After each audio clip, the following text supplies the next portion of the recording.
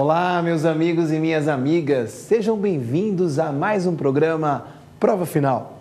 O programa Prova Final é uma parceria da Rede LFG com a TV Justiça.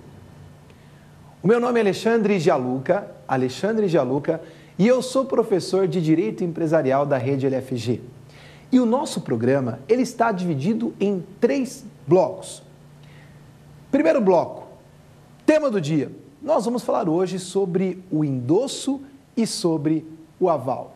O segundo bloco, pergunte ao professor. Nós vamos aqui responder 5 questões enviadas pelos candidatos de todo o Brasil.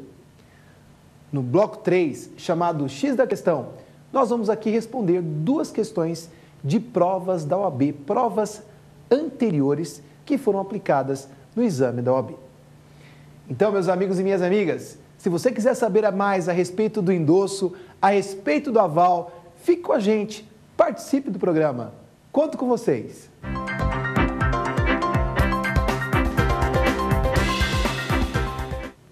Meus amigos e minhas amigas, vamos dar início ao nosso primeiro bloco, tema do dia. E hoje nós vamos falar sobre o endosso e sobre o Instituto do Aval. O que é o endosso? O que é o aval? Requisitos do endosso, como se faz para dar endosso, como se faz para dar um aval em um título de crédito, tudo isso vai ser analisado nesse primeiro bloco. Vamos iniciar então pelo Instituto do Endosso. O que é o endosso? O endosso é o ato de transferência de um título de crédito. Então, se eu quero transferir, por exemplo, um cheque, recebi um cheque, alguém emite um cheque, me dá esse cheque.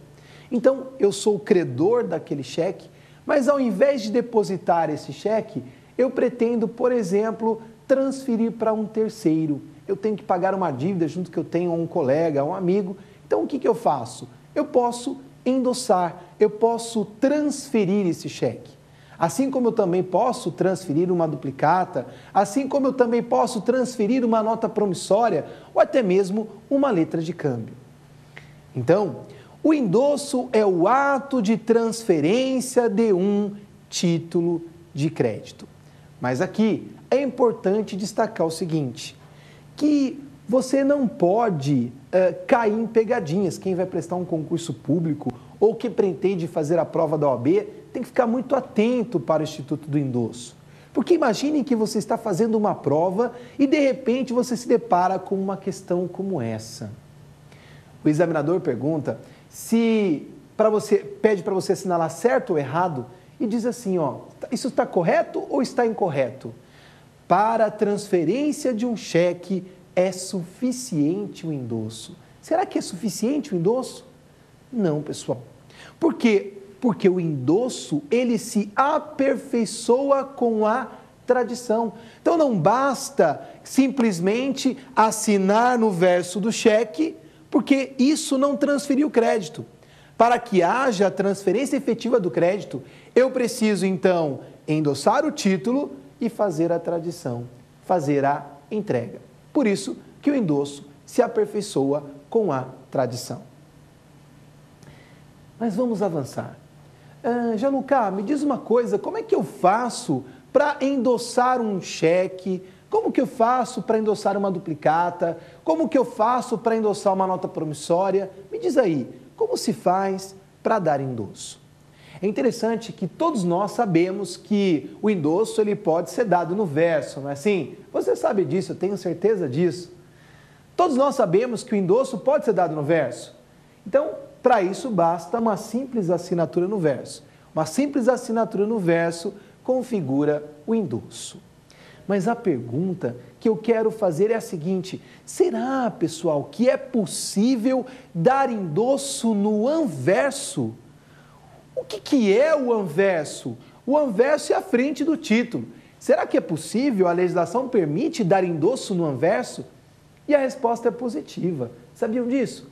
Eu posso sim dar endosso no anverso, mas para isso eu preciso de uma assinatura e também de uma expressão identificadora. Isto é, uma expressão que identifique o ato, que demonstre que aquele ato é um ato de endosso. Gianluca, me dá um exemplo. Exemplo, então, vamos lá?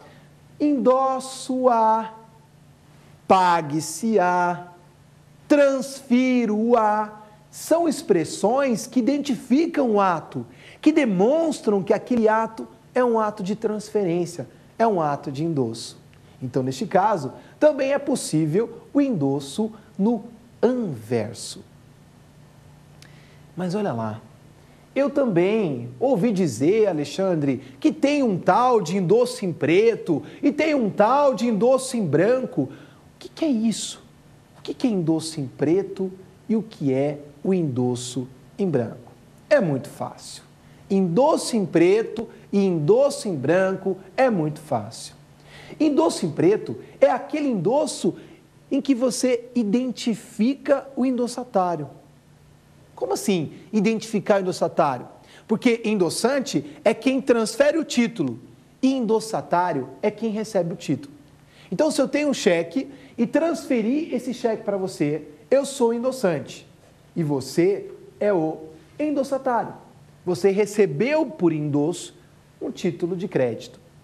Então, aqui o que é importante destacar é o seguinte: quando eu identifico, coloco lá, endosso a Daniele, endosso a Fernando, eu estou identificando quem vai ser o credor do título, quem vai ser o endossatário.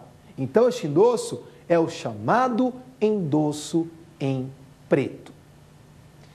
Já o endosso em branco é justamente o contrário. Endosso em branco é aquele que você não identifica o endossatário. Quando você não identifica o endossatário, a título de exemplo, você coloca uma simples assinatura. A simples assinatura configura o endosso, se ela for dada no verso. Mas como você só assinou, não fez mais nada, esse endosso é o chamado endosso em branco. É aquele endosso que não identifica a figura do endossatário. Então, endosso em branco e endosso em preto. Agora, meus amigos e minhas amigas, tem um detalhe muito importante, que é com relação aos efeitos do endosso. Quais são os efeitos de um endosso?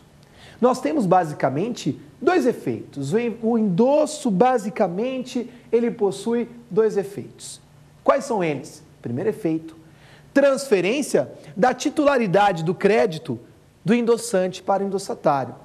Então, eu sou credor de um título, quando eu dou endosso, eu deixo de ser credor e o credor passa a ser endossatário. Então, ocorreu a chamada transferência da titularidade do crédito. Esse é o primeiro efeito.